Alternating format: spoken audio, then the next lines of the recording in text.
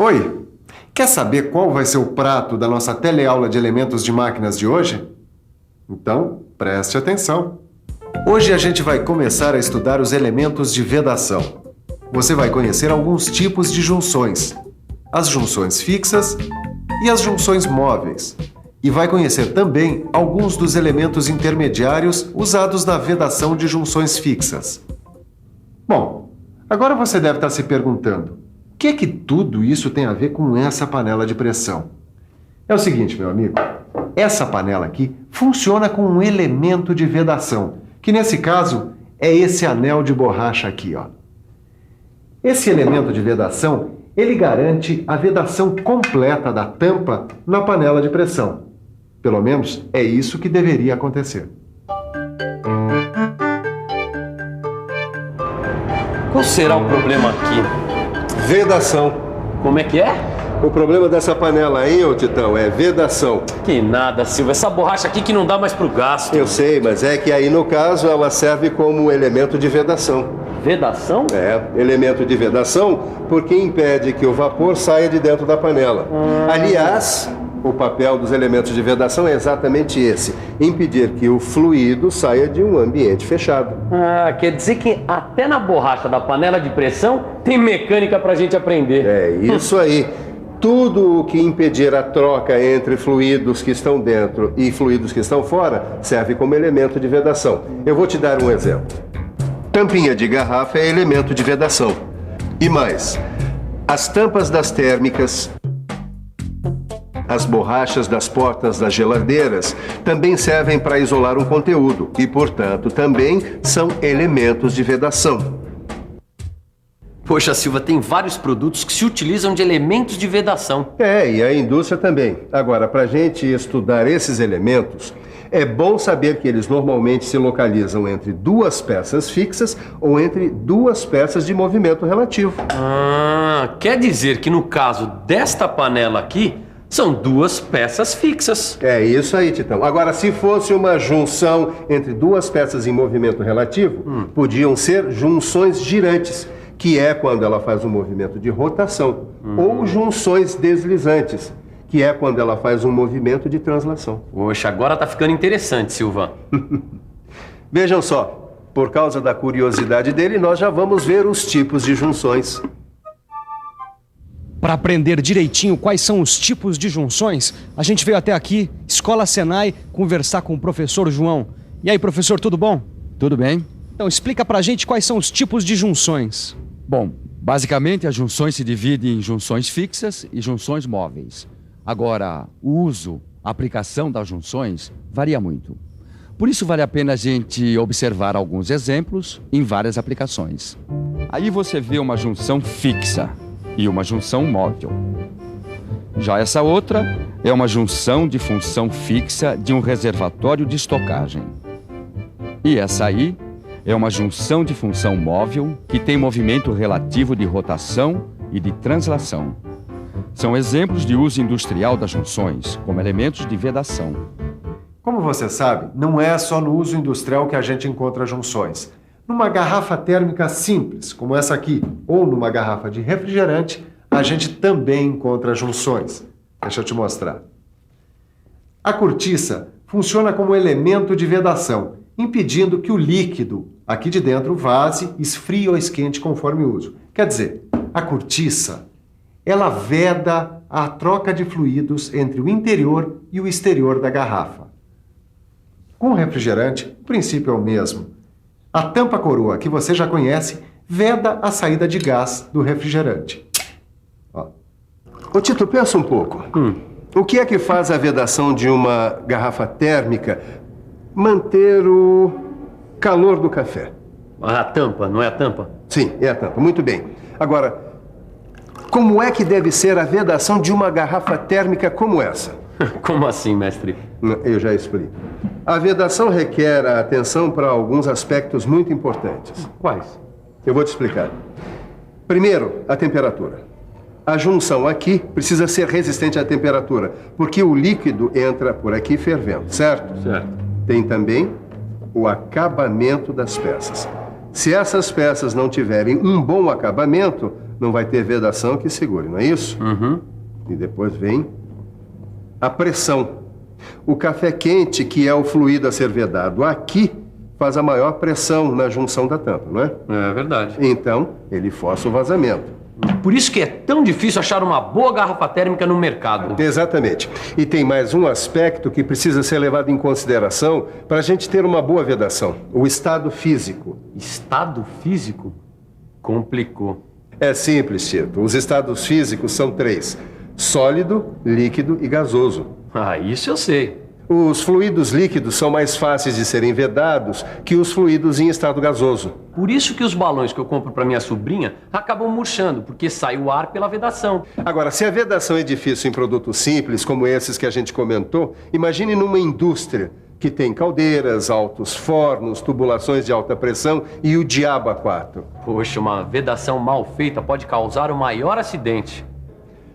Mais uma razão para você aprender mais sobre os elementos de vedação das máquinas, estudando sua classificação. O professor João vai explicar para a gente como é feita a classificação dos elementos de vedação. Em 2 grupos: os elementos de vedação de junções fixas e os elementos de fixação de junções móveis. Como são os de junções fixas? Bom, as vedações em junções fixas podem ser feitas de maneira direta ou de maneira indireta. E qual é a diferença entre uma e outra? Tem vários tipos. As vedações diretas, por exemplo, podem ser dos seguintes tipos. A vedação em ogiva, por exemplo. Ela é usada para baixas pressões e é efetuada numa superfície tronco-cônica com esfera, como a gente vê na figura aí na tela. Outra vedação direta é a vedação em faca. Essa já é usada para médias pressões e é efetuada pela aproximação de uma coroa circular a um plano. E essa aí é a vedação cônica. Usada para altas pressões, esta é a melhor vedação. Ela se efetua entre 2 superfícies cônicas, tendo geratrizes coincidentes, como mostra a figura. Mas me explica mais uma coisa. Além dessas vedações diretas, que foi o que a gente acabou de ver, as junções fixas também funcionam com elementos intermediários, certo? Certo. Nessas vedações, a gente usa elementos intermediários, as guarnições.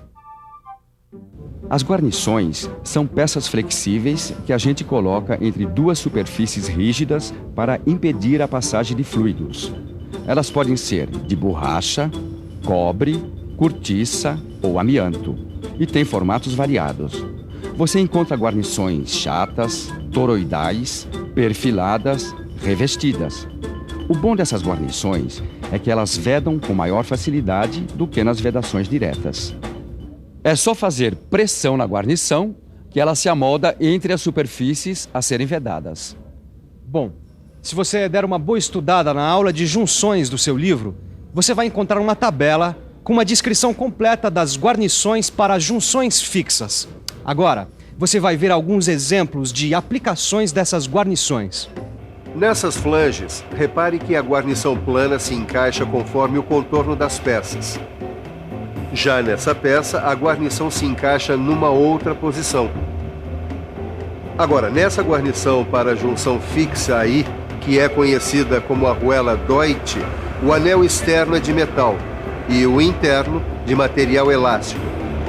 Veja o detalhe da ampliação. Ele mostra como a pressão deforma o anel elástico, aumentando a vedação. Por isso, a arruela Deutsch é muito usada na vedação de fluidos gasosos. Agora, Tito, a Deutsch é apenas um exemplo de guarnição para a junção fixa. Agora, tem muitos outros. É verdade. O pessoal lá do almoxerifado me deu um anel super interessante. É um anel, eu acho que serve para vedação. É o O-ring, você conhece? Claro que eu conheço.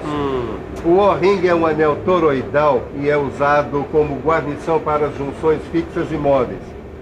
O anel O-ring, ou OR, como a gente chama para facilitar, ele tem seção circular e é usado em situações especiais. Se você der uma boa conferida aí no seu livro de estudos, você vai encontrar uma tabela com as cotas e tolerâncias dos anéis OR. Agora eu vou mostrar para o Tito como é que se monta um anel O-ring numa junção fixa. Tá vendo, Tito? Aqui o OR está em posição de equilíbrio. Já aqui, ele está em posição de pressão da direita. É assim que o OR funciona numa junta fixa. Legal, hein, Silva? Eu acho que eu já tô dominando esse assunto aí. Tá, vamos lá com calma, Tito. Você sabe que para matar a cobra tem que mostrar o pau. Quer dizer, para aprender bem mesmo, tem que estudar bastante e fazer todos os exercícios, é ou não é? Tem razão, mestre Silva. Sem estudar, a gente não pega de jeito o bicho dos elementos de máquina. É isso aí. Mas antes de começar a estudar, é bom dar uma conferida no que a gente viu hoje aqui na nossa teleaula. E atenção, se liga aí que é a hora da revisão. Na teleaula de hoje, a gente começou a estudar os elementos de vedação. Você viu que existem vários tipos de junções, entre elas as junções fixas e móveis. E viu também que algumas junções funcionam com os chamados elementos intermediários, como é o caso das guarnições. E aí, gostou do prato dessa nossa teleaula? Então, pode ir se preparando. Quer dizer, pode ir estudando no seu livro, porque na próxima teleaula a gente vai ver mais elementos de vedação. Bons estudos e até lá!